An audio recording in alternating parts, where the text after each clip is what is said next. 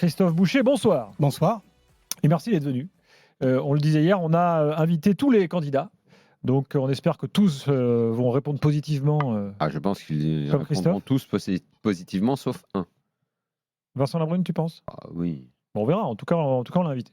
Voilà. La Est-ce que démarche tu crois a que été faite. s'il vient, il sera capable de répondre à cette question, Monsieur Labrune, avant même de nous parler de la LFP, est-ce que vous confirmez que régulièrement vous demandez la fin de cette émission et que vous voulez nous abattre Bon, depuis des années. Un bon moyen de le faire venir. Oui. À un moment, il faudra quand même qu'il dise la vérité, puisque nous, on le sait. On les sait, les pressions immenses qu'il met Daniel, sur nous. nous avons eu aujourd'hui une réponse négative de la part de la Ligue concernant la venue de Vincent Labrune. C'est fait. Mais on leur a dit, C'est pas la réponse. réfléchissez, parce que même si vous dites non là, peut-être que vous aurez envie de dire oui dans 48 Et il heures. n'en a rien à foutre, c'est pas une élection démocratique, donc il se sent pas obligé de venir ici, même si on est la première émission, même si on parle à tous les supporters de foot, c'est pas nous qui votons, et c'est pas ceux qui nous écoutent qui votent. Alors, donc lui, j'aimerais ce qu'il a quand besoin, même lui, c'est juste de séduire ses petits amis qui votent. Préambule. Tous les débats qu'on va faire d'ici à l'élection, qui normalement devrait se tenir le 10 septembre, on n'est pas là pour faire le procès d'un homme. On est là pour parler du système, de l'amélioration des instances du foot français, de ce qui ne marche pas, de ce qui pourrait marcher mieux, du programme de tous les candidats. Voilà, c'est ça l'essentiel, au fond, les gars. C'est pas juste parler en permanence du président actuel, de ce qu'il n'a pas fait, ou de ce qu'il a mal fait, ou de ce qu'il a aussi parfois bien fait, ou de ce que les présidents aussi ont fait, parce qu'il ne faut pas oublier que ce sont les présidents qui votent et qui valident la plupart des choix de la Ligue, des grands choix de la Ligue, y compris d'ailleurs les conditions financières du président. Ça a été validé par les présidents de club. Absolument, voilà. bien sûr. Bon, faisons déjà le point, Christophe, sur la procédure. Où en est-on aujourd'hui ? Parce qu'on sait qu'il y a des auditions auprès des familles du football et que les parrainages, pour l'instant, n'ont pas été officiellement donnés par ces familles du football. Alors, où en est-on aujourd'hui, alors que l'élection est prévue le 10 septembre ? Alors, on va rappeler les règles. Oui. Déjà, en fait, on est là pour élire les membres du conseil d'administration. Dans ce conseil d'administration, il y a 17 membres. Il y a les représentants des clubs de Ligue 1, de Ligue 2, il y a le représentant de la FFF notamment, des joueurs et des éducateurs. Et puis, dans ces 17 membres, il y a aussi 3 indépendants. Ces indépendants qui sont théoriquement indépendants des clubs de football. Et usuellement, c'est-à-dire jusqu'ici, on a choisi le président parmi ce collège des indépendants. Sauf que lors du mandat précédent, il y a eu un changement quand même significatif. C'est que le nombre des indépendants est passé de 5 à 3. Donc il n'y a plus que 3 indépendants. Et ces 3 indépendants, pour être qualifiés, pour être éligibles, ils doivent demander un parrainage. Et il n'y a que 2 institutions, et on doit avoir 2 parrainages, et il n'y a que 2 institutions qui peuvent donner ces parrainages. Le syndicat des clubs, Foot Unique, qui regroupe les clubs de Ligue 1 et Ligue 2, d'un côté, et de l'autre côté, l'Union des acteurs du football, l'UAF, qui regroupe les joueurs, les entraîneurs, les médecins, les arbitres, le personnel administratif, donc l'ensemble des familles, ce qu'on appelle les familles du football. Combien de membres dans la grande famille, ce qu'on appelle les familles là ? Conseil d'administration, ils ont 2 pour les joueurs, 1 pour Non. Les entraîneurs. Il y a Foot Uni. Oui. D'un côté. Oui. Eux, c'est les présidents de Ligue 1 et de Ligue 2. Oui. Et UAF. Donc, c'est ceux qui donnent les parrainages, Daniel, là, attention. Oui, c'est ça qui compte. C'est ceux qui donnent les parrainages, parce qu'ils te qualifient pour la finale. Et à côté, l'UAF. Plus 18, 36. Oui, ils sont à peu près, c'est un peu plus que ça, parce qu'il y a les clubs qui restent pro, mais disons que c'est une quarantaine de personnes. Ok. Et de l'autre côté, combien de personnes ? Alors de l'autre côté, c'est plus compliqué puisque c'est les représentants de chacun des syndicats des personnels. Donc tu as quoi ? Tu as l'UNECATEF, l'UNFP, les médecins, les arbitres. Grosso modo, ça fait peut-être une dizaine de personnes qui vont se réunir et décider. En tous les cas, moi nous avons été auditionnés les candidats la semaine dernière. On a été auditionnés par une dizaine de personnes, 2 représentants des joueurs. Par l'UAF en l'occurrence là. Oui, on a été auditionnés par la majorité de ces 40 d'un côté plus ça, et c'est eux qui donnent les parrainages. Le vrai sujet, c'est que le processus de décision d'attribution du parrainage n'existe pas. Donc on ne sait pas finalement comment l'UAF ou Foutini va décider de son parrainage. On ne sait même pas quand. Par exemple, moi j'ai demandé, j'ai dit, mais attendez, le parrainage de Foutini, si jamais nous l'avions ou pas, quand il sera décidé, aujourd'hui ce n'est pas décidé. C'est-à-dire qu'ils vont décider jeudi prochain, le 29, en AG, de savoir, s'ils donnent des parrainages, vraisemblablement oui, autrement, sinon il n'y a pas de vote, il n'y a pas de démocratie. Sinon, à qui ils vont le donner ?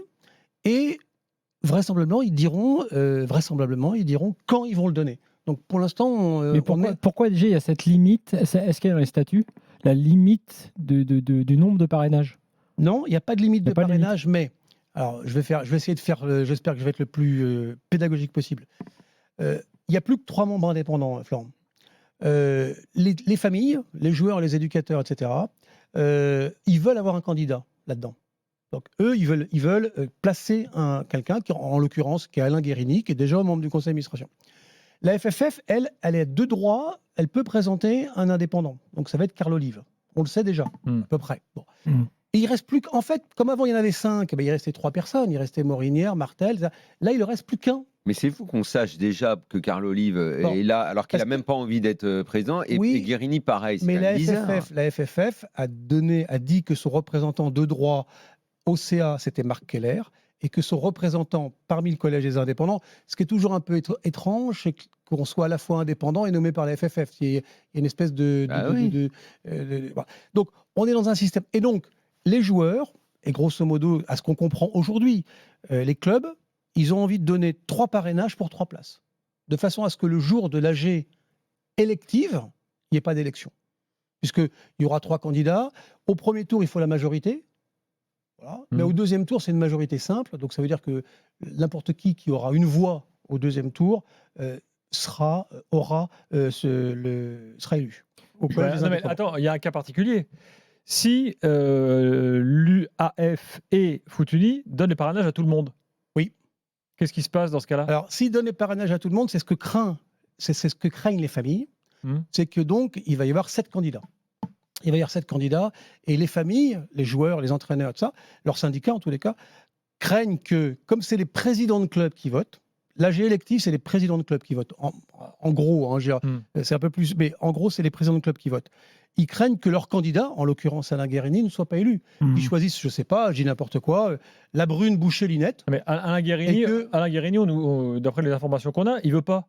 Ça l'intéresse pas. Mais il ne veut pas être président. Mais là, pourquoi les candidats ils le veulent comme représentant. Parce que les familles le veulent comme représentant au collège des indépendants pour avoir une voix au conseil d'administration. Une voix de plus au conseil d'administration. Juste un mot, une question sur les auditions. Oui. Parce que ce qui me semble important pour les programmes, pour vos programmes, on va dire aux nouveaux candidats, c'est ces auditions qui ont permis aux familles de vous entendre. Pourquoi le foot uni, il n'y a pas la même chose, le même système d'audition avec ceux qui vont élire carrément et avec qui vous auriez pu avoir un débat, c'est-à-dire le président est devant foot uni? Ouais, bonne question, Florent. Moi d'abord, j'ai eu une audition avec les familles, ça a duré 1h15 et c'était très riche. C'est très très riche. Moi, je leur ai exposé ce que je souhaitais, ce que je voulais, quelle était ma vision du foot, quel était ce que j'en pensais aujourd'hui de différents, on va y venir, mais de différents sujets. Ils ont posé les joueurs, particulièrement, les entraîneurs ont posé plein de questions pour savoir, bon, mais Christophe, ok, si ça se passe comment tu feras, est-ce que tu feras là, qu'est-ce que tu feras là, etc. C'était super riche. Là, on est quand même dans une élection, on est dans la demande de parrainage auprès des clubs, le 29 août. Moi, j'ai été président de club. Je peux vous dire que le 29 août, vous avez autre chose à faire que de faire une audition de Pierre, Paul ou Jacques, de Vincent Labrune, de Cyril Linette ou de Gervais Martel. Vous avez autre chose à faire. Le 29 août, c'est parmi les 5 ou 6 jours de votre année qui sont les plus cruciaux. Donc, ça n'a pas de sens. Et là, on nous propose, pour le moment, ça peut changer, je ne crois pas beaucoup, on nous propose d'une audition de 15 minutes. C'est-à-dire que, pour faire simple, la Ligue, en 4 ans, la Ligue, quand en signant avec DAZN et avec beIN, elle a perdu, par rapport au plan qu'elle s'était fixé, elle a perdu 2 milliards d'euros. C'est-à-dire qu'elle était partie pour récolter 1 milliard, elle a récolté moins de 500 millions. Et bien moins de 500 millions, parce que... Pourquoi tu dis 2 alors? Parce que elle a perdu 500 millions par an, sur 4 ans. Ah oui, oui. Donc ça fait 2 milliards. Et donc, je pense que quand on est responsable d'un conseil d'administration, on doit quand même se poser la question, quand on a un trou de 2 milliards d'euros par rapport au budget qu'on s'était fixé, je pense que Laurent Nicolin, dans sa société, s'il s'est fixé un objectif, je ne sais pas quel est le chiffre d'affaires de Nicolin, mais s'il s'est fixé comme chiffre d'affaires 500 millions et qu'une année il fait 250 millions, je pense qu'il secoue les puces de beaucoup de gens dans l'entreprise. Oui, sauf que là, ce n'est pas le cas, Christophe. C'est pas le cas. Tout le problème est là. C'est ça le vrai sujet. Pourquoi, avec un tel bilan, on est en train de ramer autant pour démontrer qu'il est utile de changer de président parce que son bilan est mauvais. Pourquoi c'est comme ça le football? C'est comme le Gret. Pourquoi ces gens-là, une fois qu'ils sont à l'intérieur du système, il est quasiment impossible de les sortir? Parce que je vais y venir parce que c'est le fond de mon programme. Parce que le football pro, football en général, mais plus particulièrement le football pro, Daniel, n'a pas vu le changement d'époque. L'époque a changé. Le football pro pense qu'il y a le football pro et que le monde tourne autour de lui. Et ça, c'est plus vrai. Ça a été vrai. Ça a été vrai il y a 20 ans. Le football pro, ils étaient à la table des seigneurs. C'est le football pro qui faisait la pluie et le beau temps à TF1, à M6, à Canal+. Ça, je suis d'accord avec toi. Daniel, et que ce soit dans ton programme. Mais ça ne répond pas à ma question du pourquoi ils le soutiennent autant. Alors un peu moins, parce que beaucoup se sont retournés maintenant. Daniel, beaucoup ont changé d'avis. Mais pourquoi, une fois qu'on est dans le système, c'est si dur que ça de les sortir? Moi, je ne mène pas un combat anti-Labrune. On ne va pas pleurer sur le lait renversé. On a déjà dit, d'ailleurs, ici, dans cette émission, quand vous m'avez reçu pour mon livre, je vous en remercie, on a déjà fait le bilan du football des 4 dernières années. On sait qu'il n'est pas bon. Alors moi, je dis qu'il n'est pas bon, parce que je suis candidat. Toi, tu diras qu'il Nicolas dit qu'il est bon. Qu'il est calamiteux. Caillot dit qu'il est bon. Oui, bon, écoute, tu leur demanderas. Mais il est très mauvais. Bon, donc maintenant, c'est fait. Donc, ce qu'il faut se dire maintenant, c'est comment on avance. Comment on avance? Alors, on va en Moi, parler. ce que je veux proposer aux présidents de club, j'espère qu'en 15 minutes, j'aurai le temps, je vais leur faire un petit courrier par ailleurs quand même, moi, je vais leur dire, mais voilà quelle est la vision que j'ai, voilà comment on va la développer, voilà quelles vont être les premières mesures. Si tous les présidents font ça, le football va grandir. Si tous les candidats viennent à votre antenne et disent, voilà, on va faire ça, on peut déverrouiller les choses. Attention. Christophe, on va faire un truc. Attends, Gilbert, 30 secondes. Là, j'ai une pub. Oui. Et après, on a 15 minutes. Donc, on va pouvoir faire une sorte d'oral blanc, en quelque sorte. Allez. C'est ça c'est le fond du dossier. Je rappelle quand même une chose, c'est que si nous recevons les candidats et si nous parlons beaucoup de cette élection, c'est parce que c'est la grande stratégie du foot français qui se dessine. C'est là que se prennent les décisions qui font qu'aujourd'hui, on a un abonnement à 30 balles si on prend sur l'année. C'est là que se prennent les décisions qui font les budgets des clubs, qui font ce que vous allez payer pour aller au stade. Donc ça concerne directement tout le monde, en fait, ce qui se passe, ce qui se trame là. C'est bien pour ça qu'on en parle. Je le précise. Gilbert, ajoutons que sur le football pro est sur une pente. Je ne veux pas dramatiser, mais il est sur une pente descendante et mortelle. Il ne faut pas croire que le foot pro puisse s'exonérer d'une certaine mort. Il ne faut pas le croire. Il faut y faire attention.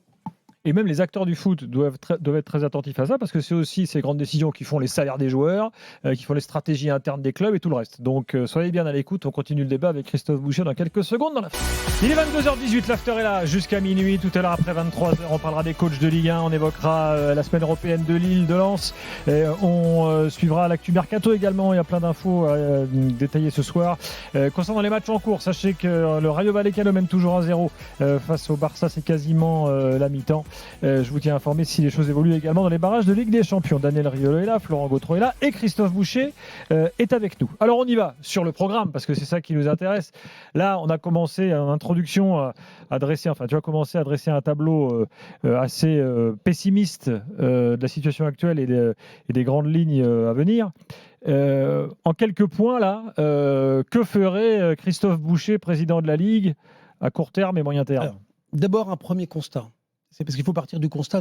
La question de Daniel était sagace, pertinente. C'est-à-dire que pourquoi on en est arrivé là?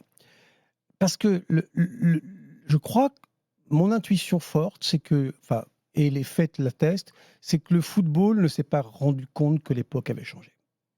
Qu'il y a 20 ans, qu'il y a 10 ans encore, le football faisait la pluie et le beau temps sur la place parisienne des médias et que des chaînes, des gros groupes de télévisuels mettaient beaucoup d'argent sur la table pour avoir une exclusivité à voir du football.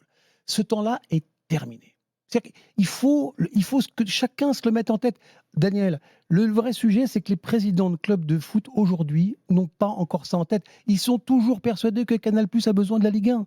Ils sont toujours persuadés de ça. Or, Canal+ n'a plus besoin de la Ligue 1. C'est l'anecdote que je racontais de Caillot qui est allé voir 2 commentateurs de Canal dans un Rennes-Reims de la saison dernière, donc, en les prenant de haut avec beaucoup de mépris et en leur disant alors les gars, vous voulez pas mettre d'oseille dans la Ligue 1 ? Alors vous allez être au chômage dans 2 mois. Alors, c'est ne pas comprendre la réelle valeur du produit. Le Ni le football, fonctionnement des médias. le football aujourd'hui, je voudrais faire cette grande photographie, la rappeler à chaque fois. Le football pro aujourd'hui est dans la grande sphère du divertissement et ses concurrents, c'est Apple TV, c'est Netflix, c'est Deezer, c'est Spotify, c'est Free, bien sûr. c'est Orange, c'est YouTube. C'est pas la NBA, c'est pas le rugby. Alors comment C'est tout ce qui occasionne une dépense en consommation culturelle ou loisir dans un foyer. C'est pour ça que quand on parle de télé payante et qu'on parle du tarif de l'abonnement pour le match ou pour autre chose, on ne se rend pas compte que balancer une somme ne veut rien dire tant qu'on ne l'a pas intégré aux choix qui vont être faits dans une famille pour acheter du foot, pour acheter dans le même temps. Avant, le gamin, il voulait pas Spotify en même temps qu'il y avait le foot à acheter. Au début, quand on a eu Canal, il y avait que ça, donc on prenait Canal. Exactement. Maintenant, il y a la concurrence parce que le papa, la maman, ils doivent se dire ah ben les enfants, il y en a un qui veut ça, il y en a un qui veut ça, il y en a un qui veut ça. Et puis le papa ou la maman, ils veulent regarder le foot. Et il faut composer avec tout ça. Alors la vraie question, c'est qu'on est passé en fait, le football était obligatoire dans les médias. Il est devenu seulement, et en économie ça change tout, il est devenu seulement prépondérant. Alors, la vraie question, c'est comment on remédie à ça. Parce qu'une fois qu'on a fait ce constat-là, comment on avance ? On avance, moi, mon point de vue, on avance, c'est qu'il faut que le football se réforme dans la production de son image, dans la production de ses images. Il faut que le football raconte une histoire toute la semaine. Il faut qu'on rentre dans les vestiaires. Il faut qu'on voit qu'un club, c'est une famille. Il faut qu'on comprenne pourquoi un médecin fait ça. Il faut qu'on comprenne pourquoi les joueurs ont cette attitude-là. Il faut que tous les autres sports l'ont accepté. Qu'est-ce qui fait le bonheur de la Formule 1 ? Franchement, un Grand Prix, moi j'adore la bagnole, mais un Grand Prix de Formule 1, c'est super chiant. Mais qu'est-ce qui fait le bonheur de la Formule 1 aujourd'hui ? C'est Netflix, c'est la coulisse. Quelle est l'écurie star chez Netflix ? C'est pas Ferrari, c'est pas McLaren, c'est pas Red Bull, c'est Haas. Parce qu'ils ont trouvé chez Haas un directeur d'écurie, des pilotes qui voulaient bien parler, qui jouaient le jeu. Il va falloir que les clubs pro français, s'ils veulent redevenir exclusifs, jouent le jeu, non pas de la transparence, mais de l'histoire, de scénariser. Il faut qu'on puisse parler aux fans de football tous les jours. Pas seulement, c'est fini, on a un match le vendredi, le samedi, on est supporter de Rennes, de Tours ou de Marseille. C'est fini de se dire on attend le match du samedi soir. Non, les gens, ils veulent une histoire, ils veulent des épisodes du lundi jusqu'au jour du match et le lendemain du match. Donc ça passe véritablement par une révolution culturelle dans les clubs. Et je pense que... Alors le vrai problème aujourd'hui, ce que personne ne dit, c'est quand vous allez voir un joueur, vous êtes président de club, et que vous dites, dis donc, Daniel, il faudrait que tu ailles voir, là on va faire une story avec pour l'émission, pour je sais pas quoi, pour Canal, pour la chaîne, pour l'after. Le joueur dit, non, je vais pas. Hein. Et si tu y vas. Non, mais j'irai pas. Donc là aussi, à mon avis, il faudra changer la contractuelle. Dire aux joueurs, tu joues au foot, c'est vrai. C'est ton sport, c'est vrai, et moi je suis très respectueux de ça. On peut expliquer aux joueurs qu'une bonne partie de leur salaire vient des télés quand même. Non, mais il faut peut-être l'intégrer dans le contrat quand tu fais signer. À mon avis, il faudra trouver. Et puis alors, la production des images. Alors ça peut paraître un peu éloigné pour les supporters. Moi, je regarde les MotoGP ou je regarde le cyclisme, mais je me régale. Il y a des caméras partout, on voit des angles de. Le foot, c'est. On est bloqué sur les images du foot à ce que faisait Charles Bietri dans les années 80. Charles Bietri a relancé, rénové le football. Ça, personne ne peut le nier. Avec Jean-Paul Jaude. Florent. Mais c'est vrai. C'est une équipe. En fait, on dit Charles parce que c'était. Mais là, Christophe, on n'en est pas à savoir comment on va filmer, qui est des nouveautés à faire. Si. Quand on en sera à se dire que le produit, il peut être amélioré comme en Espagne avec les gros plans, le machin, où tu as l'impression que tu es dans un film avec un casque, machin. Ok, très bien. Mais le problème aujourd'hui de notre football, c'est d'abord sa valorisation. Combien il vaut réellement ? Est-ce qu'on remet en cause ? Il y a une porte qui peut s'ouvrir ou non dans une discussion avec CVC. Comment on met autour de la table les présidents pour qu'enfin ils se décident à bosser dans le même sens pour valoriser le produit. Toutes ces choses-là qui ne sont pas faites par le président actuel, qui gouverne en petit comité, en méprisant les petits. Tout seul. En petit comité. Oui. Il demande à Nasser ce qu'il faut faire. À chaque fois, quand il se lève le matin, il prend les instructions au petit-déj. Et après, il demande à ses deux laquais de répandre la bonne parole. Caillot, Nicolin. Donc, c'est mettre fin à ce système-là. remettre Moi, les mecs je- à la table de Oui, travail. est-ce qu'il faut changer la revaloriser- gouvernance, la façon de Changer la gouverner? gouvernance, Moi, c'est je- ça. je veux Moi, pas- je veux bien le filmer, machin, mais Non, pour mais- moi, on n'en est pas là. C'est est-ce qu'on renoue parce que depuis que Canal a quitté le foot, visiblement, les emmerdes ont commencé.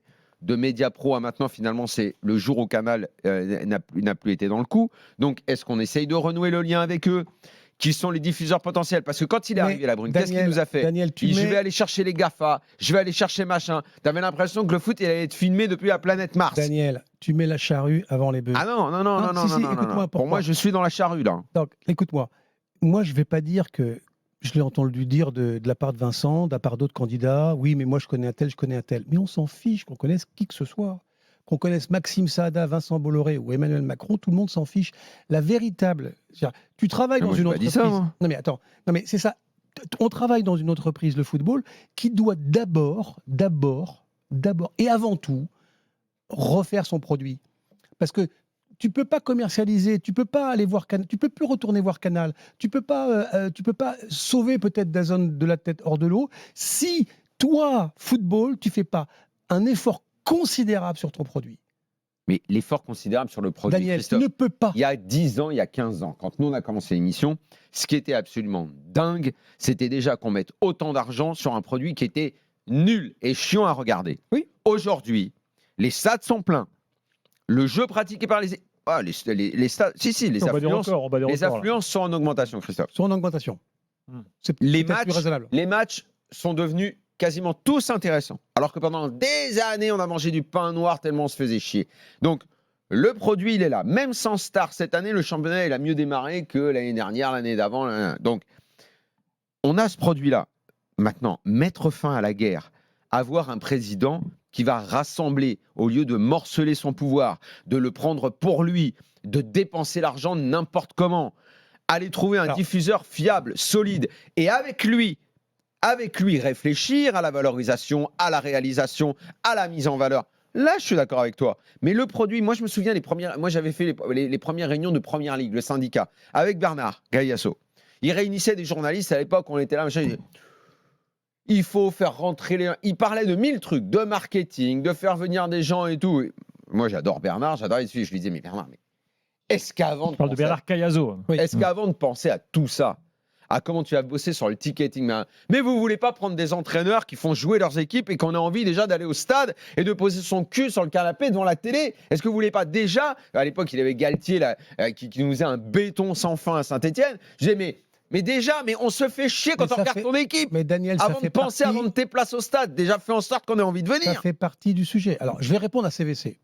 Sauf que avant que tu répondes, les coachs, malgré tout, ça a changé, comme tu l'as dit. Ah oui. Oui, mais donc, quelque part, cette marche-là, elle est déjà faite. Donc moi, je suis assez d'accord avec Christophe sur un truc et sur un point, et notamment pour les nouveaux publics, pour capter les nouveaux publics, sur cette histoire que tu raconteras effectivement dans la semaine entre les matchs, avec des accès effectivement sympas, en mode Netflix, pour pouvoir raconter cette histoire-là. Je vous dis parce que sur le terrain, c'est mieux. Diffuseur avec qui tu vas travailler main dans la main. Ça, on va en parler. Dans la main. Mais bizarrement, c'était juste un point, c'est que malgré toute cette problématique de gouvernance du foot français, il y a eu quand même une prise de conscience sur le fait que pour remplir ton stade, il fallait revenir au jeu, au terrain, et prendre des coachs qui fassent jouer ton équipe.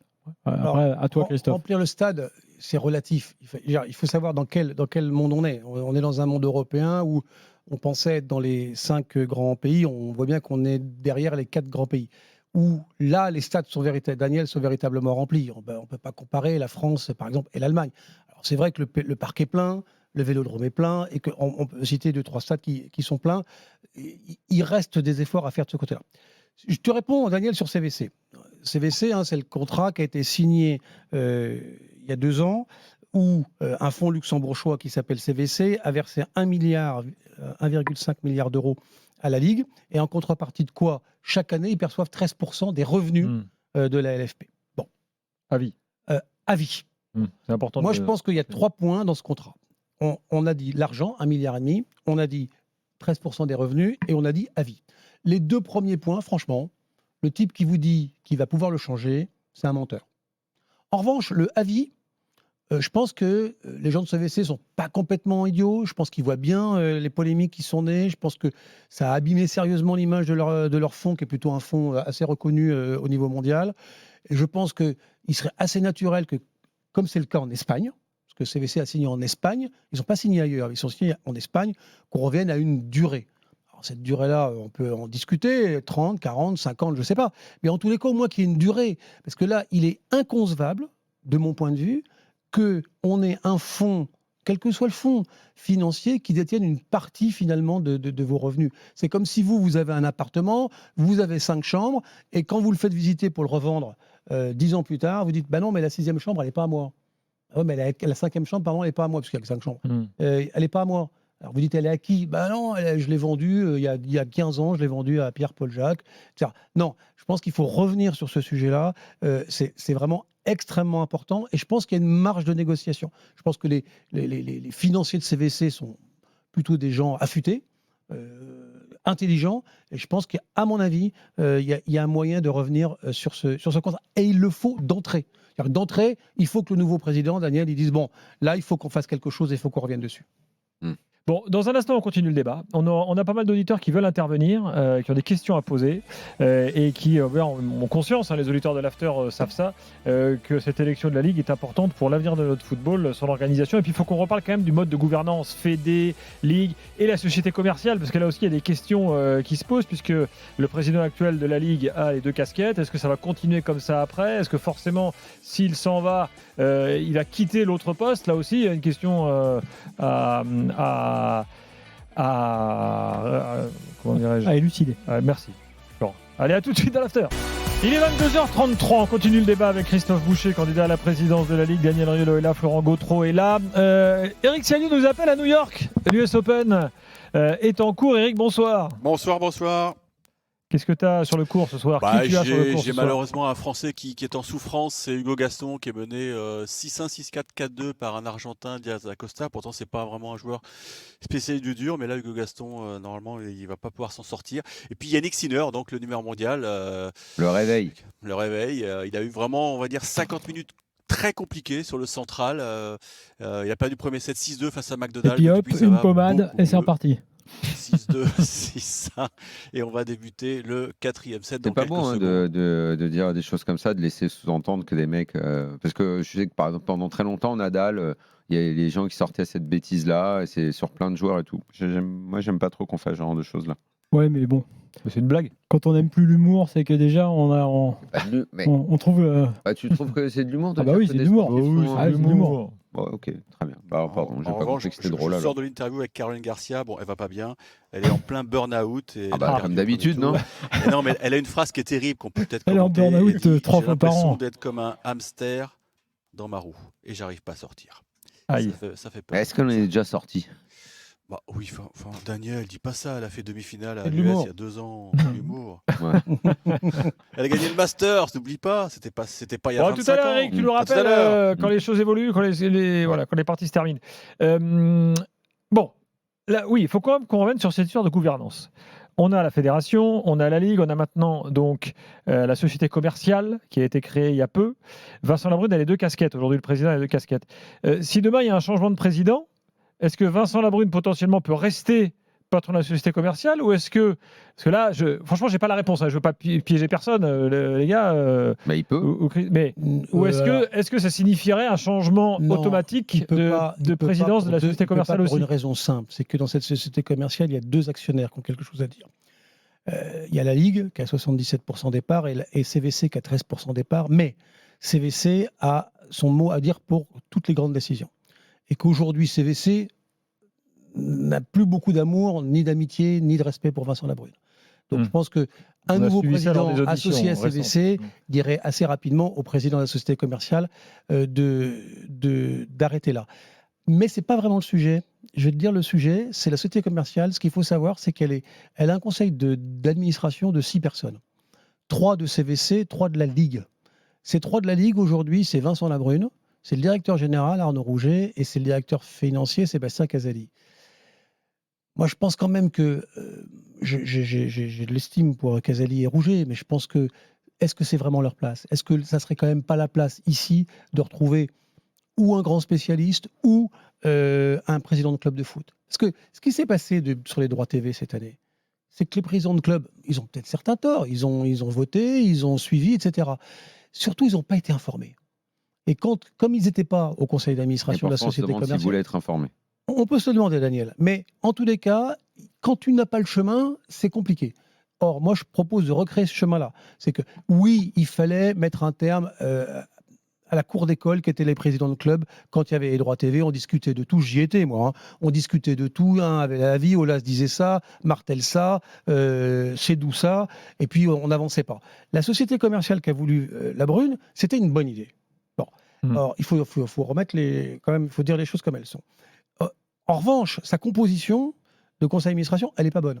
Il faut remettre quand même, là, ici, un, voire deux présidents de club que les clubs choisiront, que les présidents choisiront. Mais on a parmi les présidents de club quand même quelques personnes qui sont intéressées, qui sont intelligentes et qui comprennent ce que sont les droits.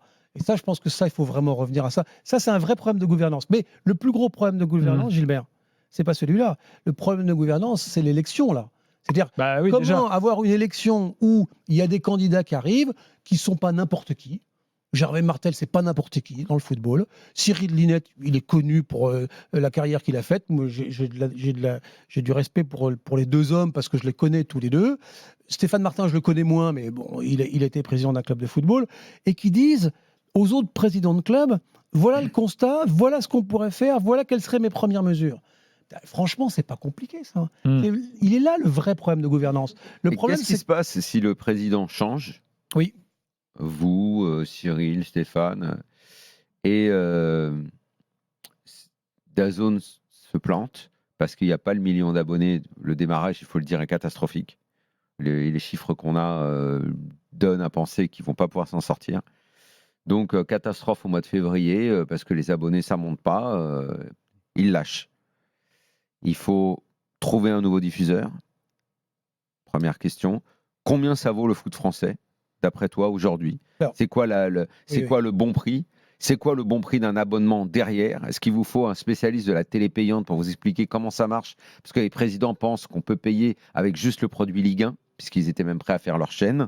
Et justement, question complémentaire, est-ce que l'idée de la chaîne de la Ligue est une bonne idée ? Alors, il y a plein de... Je vais revenir et pas être d'accord avec Daniel encore une fois.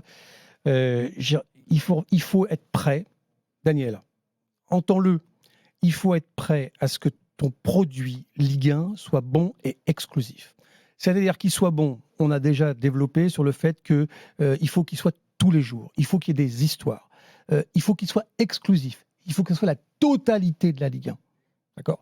Et après, une fois que tu as ces deux paramètres-là, tu peux discuter de savoir si tu fais une chaîne, ou si tu retournes voir Canal+, ou si tu vas voir Bein, ou si tu vas voir encore une autre plateforme.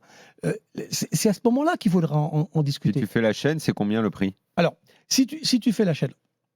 Si tu mets tous les produits annexes. La chaîne, je reviens sur le sujet de la chaîne, il est super important parce que j'ai l'impression que c'est le nouveau dada de Vincent Labrune. La chaîne... Quand il y a eu à l'automne 2023 un appel d'offres infructueux, c'est là où il fallait lancer la chaîne.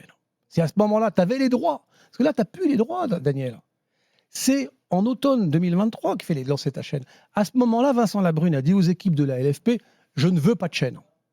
Bon. Et puis bon, parce qu'on allait discuter, parce que Nasser, on allait discuter avec Nasser, on allait discuter avec Canal, on allait discuter avec... est revenu parce qu'il n'y avait pas de... Et puis, de discussion en discussion, de palace en palace, il s'est trouvé qu'on n'a pas eu de droit. Donc au mois de mai, on s'est dit, voilà, on va relancer une chaîne. Mais on ne pouvait pas relancer une chaîne. Et je peux comprendre les présidents qui disent à Vincent Labrune ou aux équipes de la Ligue, ils disent, vous êtes gentils, vous voulez lancer une chaîne, vous n'avez pas de partenaire avec vous, qui va payer les droits au mois d'août ? Donc, c'était pas possible. Si tu lances la chaîne, il faut avancer l'oseille. Parce que si c'est les abonnements qui vont faire rentrer l'oseille. Si tu lances la chaîne, il faut avancer l'oseille. Il faut vraisemblablement trouver un partenaire. Mais la chaîne, je reviens là-dessus parce que pour moi, c'est le point fondamental. La chaîne, ce n'est qu'un véhicule. Il faut d'abord savoir où tu vas. Tiens, est-ce que tu prends un paquebot, un voilier, une barque ? Mais ça dépend où tu vas.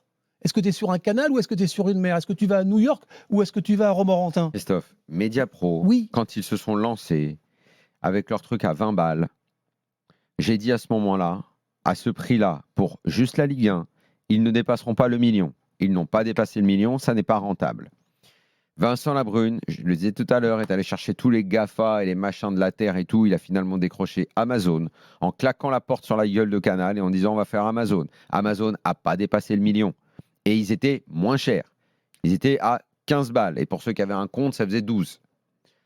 Aujourd'hui, on nous dit si on fait une chaîne où DAZN se lance avec un abonnement à 30 balles qui explose tous les tarifs, ils ont que le foot. Parce qu'ils nous font croire qu'il y a d'autres trucs sur le bouquet. C'est des trucs qui ne sont pas des vecteurs d'abonnement. La Ligue des champions des filles et trois combats d'MMA, c'est pas ça qui fait venir pour l'instant et qui fera venir. À quel moment on va se dire réellement, il y a un potentiel de 1 million à ce prix-là, 2 millions à ce prix-là d'abonnements potentiels. À chaque fois qu'on a fait ce calcul sur les dernières années, on s'est planté. Sachant qu'en plus, même à l'époque, Canal mettait plus d'argent que ça ne valait. Parce que, comme l'a expliqué Cyril Linette et comme l'ont expliqué les gens de Canal, ceux qui ont bien voulu écouter comment marchait la télé payante, moi en tout cas, ça m'a intéressé, je l'ai écouté, ils surpayaient pour flinguer les concurrents. Mais ça, ils ne surpayaient pas parce que ça valait ça. Si tu as bien lu mon livre, je l'explique en par A plus B. Donc ils ont surpayé d'abord pour flinguer TPS, puis pour flinguer Orange, puis pour faire la guerre avec Bein. On est d'accord. Bon, donc combien ça vaut ? Alors, combien ça vaut ? Combien ça vaut ? D'abord, il faut savoir ce qu'on vend. Là, il y avait une proposition des services de la Ligue qui était de s'associer avec Warner.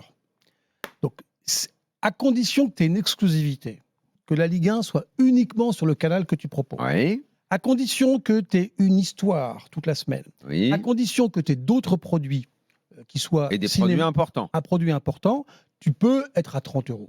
Si tu as tout... À 30 €, il faut du lourd dans le bouquet, je te le dis. Non, mais tu peux y être. Si tu as tous ces produits-là, si tu les as pas, c'est même pas la peine d'essayer. Mais encore une fois, la chaîne, pour moi, c'est pas un sujet aujourd'hui. La chaîne, c'est d'abord, c'est quoi ton football pro ? Mais tu vois, Christophe, quand même, je pense que même si tu as le produit dont tu parles, et moi je suis entièrement d'accord sur le fait que tu peux écrire des choses, tu peux changer le produit, tu peux l'améliorer, tu dois l'améliorer, c'est le produit lui-même tel quel, on dit, on vend les matchs. Spectaculaire, Florent. Hein. Ouais, peut-être. Tu dois l'améliorer de façon spectaculaire. Mais il reste quand même qu'aujourd'hui, quand tu dois faire ton choix pour t'abonner, sachant justement qu'il y a toutes ces plateformes sur lesquelles les gens payent déjà, dire ce prix de 30 €, il me semble prohibitif.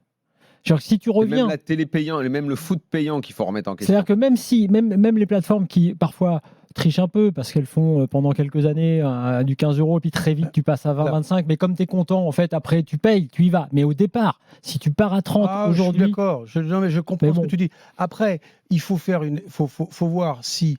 Aujourd'hui, on n'a pas ce package-là.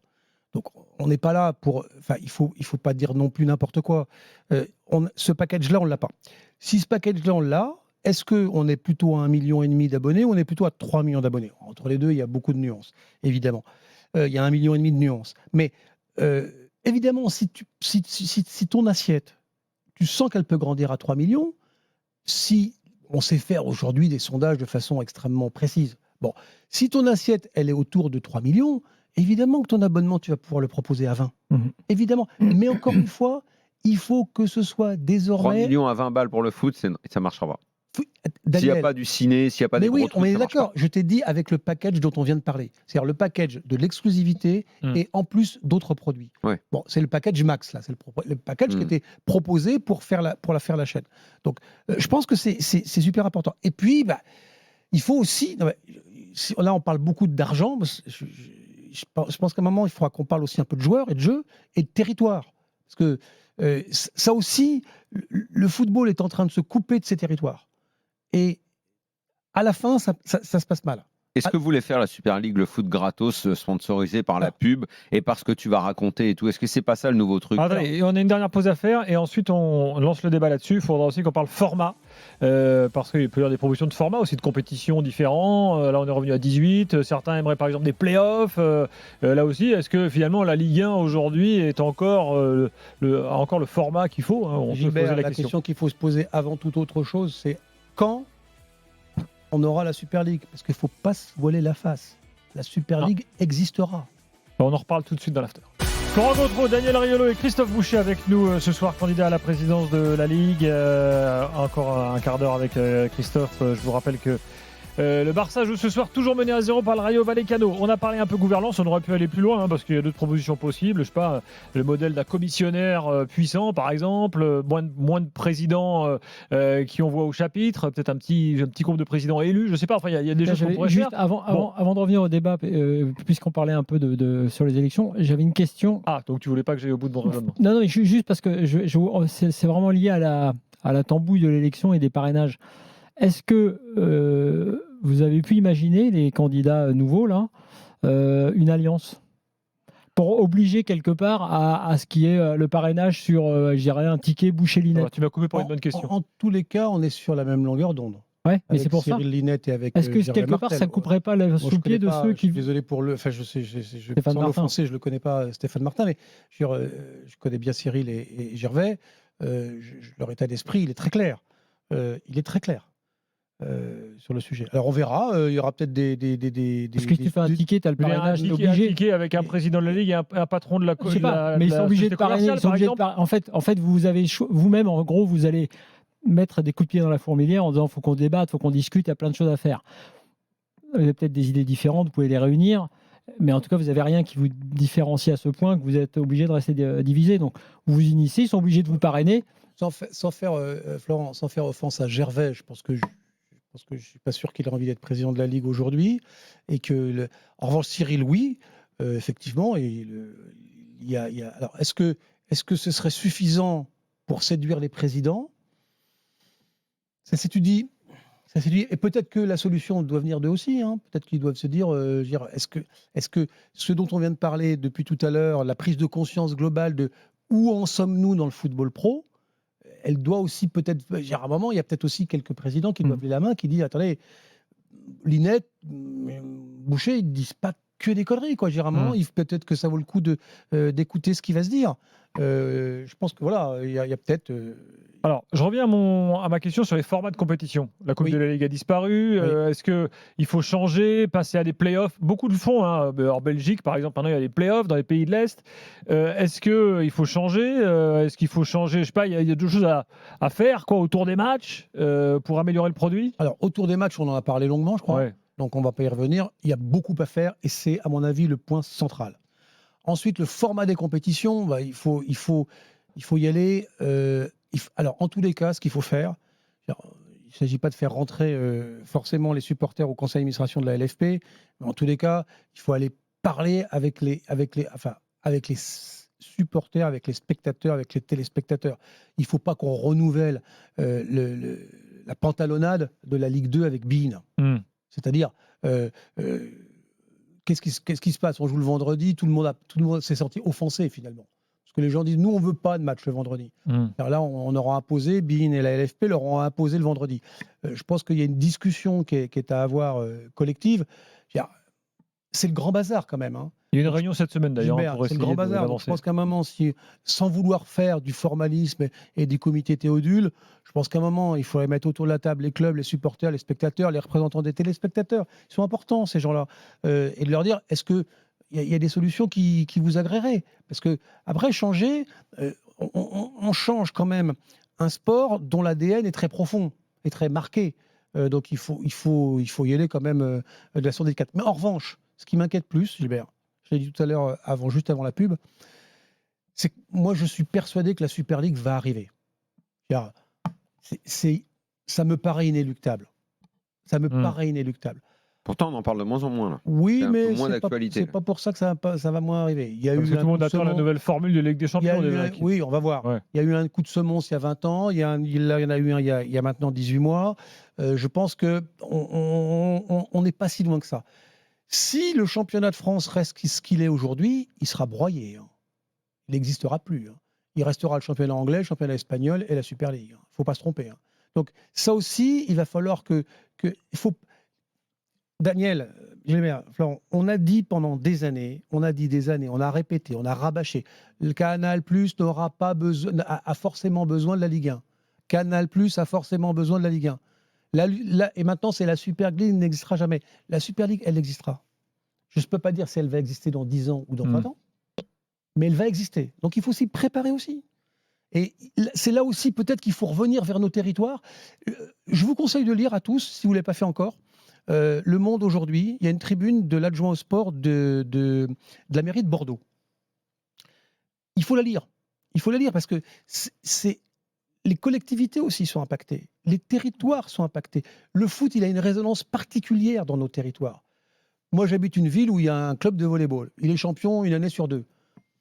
Franchement, on en parle très peu. Et dans les bars tourangeaux, on en parle très peu aussi. En revanche, que le Tour FC soit en Régional 2, on en parle beaucoup. Donc le football... À part pour le retour, on n'en parle plus. C'est Gilbert, le bizarre. football a une place à part dans le cœur des Français comme dans le cœur des Européens. Donc c'est un vrai sujet profond, territorial. Et à mon avis, il faut y revenir. Moi, je suis pour un football des locomotives, du PSG, de l'OM, du LOSC ou de l'OL. Non, mais là se pose aussi une question sur les infrastructures. Est-ce qu'il faut aller vers des stades privés type Lyon ? Est-ce qu'il faut réinventer un système ? Parce qu'on voit bien que le partenariat public-privé, souvent, au final, ça ne marche pas. Là aussi, j'ai l'impression que c'est des discussions qu'on n'a pas en France. Hein. Non, on ne sortira pas aujourd'hui en France. Lyon est une exception et Dieu sait que Jean-Michel Aulas a eu bien du mal à sortir son projet et il l'a fait. Et franchement, un total respect pour lui, pour ce qu'il a fait à Lyon, parce que franchement, c'est... Est-ce qu'un président de ligue doit regarder qui rachète les clubs français ? Oui. Est-ce qu'il doit avoir un droit de regard sur un John Textor qui arrive à l'OL ? Est-ce qu'il doit pour moi, oui. Inciter un fonds d'investissement à prendre un club ou non ? Pour moi, oui. Je vais t'expliquer pourquoi. Je rappelle, c'est un peu technique, mais je le rappelle quand même. La Ligue est une sous-délégation de service public. C'est-à-dire que la Ligue, elle est une émanation de la FFF qui elle-même est une émanation du ministère des Sports. Et donc, elle est responsable, quelque part, de la politique sportive du sport qu'elle mène. Moi, et c'est pour ça que je vous parlais d'un football des territoires, je ne sais pas si c'était le sens de ta question, mais ça se rejoint. Moi, j'ai un peu de mal avec certains investisseurs, mais c'est un peu la loi du marché. Ce qui me gêne beaucoup plus, à titre personnel, c'est la multipropriété. C'est-à-dire qu'on voit un certain nombre de clubs en France, tout le monde sait qui c'est, qui finalement acceptent de ne plus être dans la course. Qu'est-ce que pourra faire un président de ligue pour ça ? Je pense que le président de ligue, il faut qu'il ait une discussion serrée. Je pense qu'il y a d'autres présidents de ligue qui y arrivent en Allemagne ou ailleurs avec l'UEFA pour qu'on encadre la multipropriété. Mais qu'est-ce qu'il peut faire aujourd'hui que le président de ligue il aille voir à Strasbourg et dise bah non Bluco vous n'allez pas venir à Strasbourg parce que ce genre de système ça nous plaît pas. Daniel, je rappelle quand même que si l'investisseur ne franchit pas la barrière de la DNCG, il ne peut pas reprendre un club. Donc on peut estimer aussi que des investisseurs répondent à une logique qu'on peut écrire. Parfois il y a des investisseurs qui ne sont pas la multipropriété qui sont dangereux. Regardez ce qui se passe à Bordeaux. Est-ce qu'un président de la ligue on est dans la multipropriété à Bordeaux. Hein. Est-ce qu'un président de ligue, oui, on est dans la multipropriété. Est-ce qu'un président de ligue compétent aurait pu empêcher Gégé Lopez de reprendre Bordeaux ? Parce que tout le monde dans le milieu savait qui c'était. Exactement. Tout le monde dans le milieu savait qui c'était. Oui, moi aussi. Est-ce qu'un président de ligue peut alerter la mairie, peut alerter les responsables, me disant surtout dans les dossiers, celui-là il ne faut pas le choisir parce que celui-là il mènera le club dans le mur. Pour moi il y a deux sujets. Si nous on l'a dit et nous on le savait, les responsables peuvent le savoir quand même. Il y a deux sujets importants. Il y en a un deuxième que vous n'avez pas évoqué encore, mais il y a deux sujets importants que le président de ligue et les présidents de club qui l'élisent doivent lui donner mission pour ça. C'est effectivement de voir quels sont les investisseurs. Et on connaissait très bien effectivement qui était Gérard Lopez. Moi, j'ai été très surpris de la position de la mairie de Bordeaux à l'époque. Je vois que l'adjoint au sport désormais a une position qui me semble beaucoup plus claire, même si c'est la même équipe municipale. Mais donc, il y a ça. Et puis, il y a aussi la sécurité. On n'a pas abordé ce problème-là. Le président de la Ligue, aujourd'hui, il marche sur des œufs. Il est là toujours à se dire, oui, mais si je vais condamner le président de Nice parce qu'il y a eu des incidents Nice-OM, peut-être que je vais sauter aux prochaines élections. Il ne faut pas avoir peur de ça. Si on ne parle des supporters, et c'est pas nous, c'est pas l'after, c'est pas ici, mais si on ne parle que des supporters de foot dans les autres médias, le plus souvent que pour dire qu'ils ont qu'ils ont des fumigènes, qu'ils ont provoqué des incendies au péage d'autoroute ou qu'ils ont envahi la pelouse, on ne va pas s'en sortir. Le football, il ne faut pas qu'on se mente. Tu parlais avec Daniel du problème économique. pourquoi on n'a pas toutes les grandes entreprises françaises qui sont derrière le football. Ouais. Parce que le football a sale réputation. Oui. Et ça, il faut trouver le président de Ça, club. c'est encore un autre chantier. Mais oui, non mais Ouais. il faut trouver le président de ligue et le mandater. Le problème, là, on ne peut pas dire que c'est le problème de Vincent Labrune. Là, c'est le problème de est-ce que tout le monde est bien en ligne pour dès qu'il y a un incident dans un stade, le match est arrêté et perdu. Est-ce que tout le monde est d'accord avec ça? C'est la question qu'il faudra poser. En tout Merci cas, d'être venu, en tout cas, Christophe. il faudra dire ce qu'on fait. Oui. Parce qu'à chaque fois, depuis 2020 que Labrune Oui. est là, à chaque fois, les réactions, elles venaient longtemps après. Il y avait peut-être même parfois jamais de réaction. Merci Christophe Boucher d'être venu. On C'est espère que les. Oui, on a fait une Non. heure. Hein. C'est plus long que le quart d'heure de Foutuni jeudi. J'avais plein de choses à vous dire. Les autres candidats viendront aussi, je Encore. l'espère tous. Et je rappelle que si on les invite dans l'after, c'est parce que c'est très important pour vous qui nous écoutez, vous qui êtes supporters du foot, parce que c'est ce futur président qui déterminera la future stratégie et donc votre façon de vivre le football, que ce soit à la télé, au stade et tout ça. Donc soyez bien attentifs à tout ce qui se passe parce que ça vous concerne directement. Si je peux me permettre une Oui. chose, c'est essayer de convaincre les présidents de club par votre émission que les élections, ça serait bien, ou les parrainages, ça serait bien qu'elles aient lieu après la fin d'un mercato, après un mercato. Parce que là, Oui, franchement, en fait, faut repousser l'élection, ça on l'a dit hier. franchement, qu'est-ce qu'il faut Repousser l'élection et il en faut- faire quelque chose de Mais vous êtes- démocratique. vous Il faut imaginez parrainer un aujourd'hui maximum de OL. monde pour qu'il y ait un vrai débat. Vous imaginez Voilà. l'OL aujourd'hui qui fait un début de championnat catastrophique. Vous pensez que ça les intéresse Ah non, d'arbitrer Textor, entre... il a autre chose en tête. Il doit passer Exactement. la DNCG. Bon. Il a son club qui est en vrac. Bon, Donc, le président de Nice, là, dont le début de championnat, est-ce que vous pensez que River, Non plus. que Boucher, Linette, Labrune, il a envie de les écouter aujourd'hui? Bah, bien sûr que non. Car pourtant, on sait bien que c'est un homme intelligent, etc. Donc, il faut qu'on ait une assemblée générale élective qui soit vraiment élective, qui ait vraiment des candidats, et un moment qui peut être entre le 15 septembre et le 15 octobre, qui soit serein pour l'ensemble des clubs. Il y a une trêve pour la Champions League. Utilisons la trêve de la Champions League pour avoir des débats. Ouais, début octobre, c'est la bonne. Pas C'est- la ben trêve voilà. de septembre. Et ben voilà, Début octobre. c'est Gilbert Bribois qui a donné la solution.